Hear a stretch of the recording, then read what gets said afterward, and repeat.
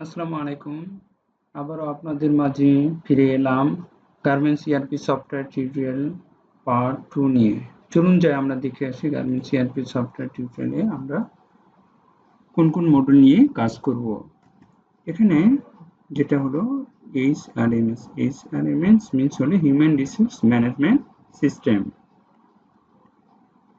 HRMS এ যে মডিউলগুলো থাকবে সেই মডিউলগুলো আমরা প্রিলিমিনারি যে মডিউলগুলো নিয়ে কাজ করব কিংবা দেখাবো সেই জিনিসগুলো আমি আপনাদেরকে দেখাচ্ছি।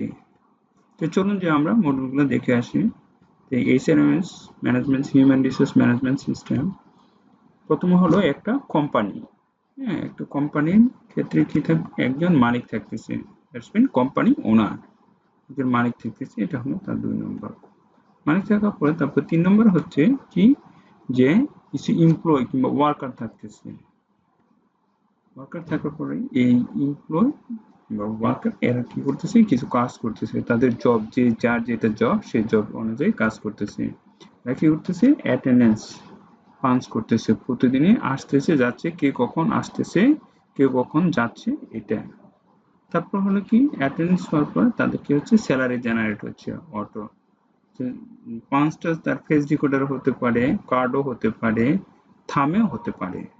হ্যাঁ, ফাইনালি হচ্ছে তারা হচ্ছে এটি হচ্ছে একটা জাস্ট সামারি আর কি। এছাড়াও আমরা বিশদভাবে আলোচনা করব।